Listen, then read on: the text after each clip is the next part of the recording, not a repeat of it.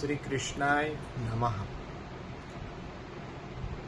પ્રભુને અનન્યતાથી ભજવાનું આપણું કર્તવ્ય। અનન્ય ભજન એ ભજન કેવું હોય તો પ્રભુ આજ્ઞા કરી રહ્યા છે કે પુરુષોત્તમ બુદ્ધિથી કરવામાં આવતું ભજન એ જ શ્રેષ્ઠ હોય છે। અને એ ભજન પુરુષોત્તમ બુદ્ધિથી કઈ રીતના?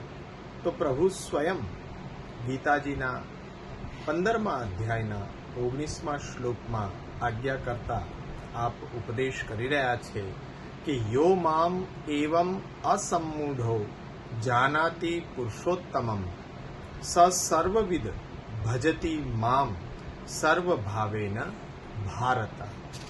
આ ભજન કેવું છે કે હે ભારત, જે મોહ રહિત પુરુષ મને એવી રીતે પુરુષોત્તમ જાણે, સર્વજ્ઞ મારું સર્વભાવથી ભજન કરે। તું એવો જાણ કે હું સર્વથી ઉત્તમ શ્રી પુરુષોત્તમ હોવાથી ઉત્તમ જ્ઞાનવાળો સર્વજ્ઞ મારું અનન્યતાથી ભજન કરે છે। એ વાતને આપ આજ્ઞા કરી રહ્યા છે કે જે મોહથી રહિત પુરુષ છે, મને એવી રીતે અજ અનાદિ પુરુષોત્તમ જાણે છે, તે સર્વજ્ઞ મારું સર્વભાવથી ભજન કરે છે। મોહથી રહિત હોય તેને જ મારા પુરુષોત્તમત્વનું જ્ઞાન થાય છે। કારણ કે મોહ છે, અસુર છે, અને આસુરોને એવું જ્ઞાન થતું નથી। જે મોહ રહિત પુરુષ છે એ જ મને અજ અનાદિને પુરુષોત્તમ જાણે છે અને પુરુષોત્તમ બુદ્ધિથી મારું ભજન કરે છે।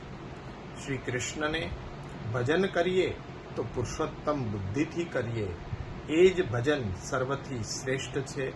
આપણે આવો શ્રી કૃષ્ણને આપણા હૃદયની અંદર પધરાવીને આપણે અનન્યતાથી એનું શરણ ગ્રહણ કરીએ, એ જ ઉપદેશને આપણી જીવન શૈલી બનાવીએ। એક કદમ अपनी संस्कृति की ओर।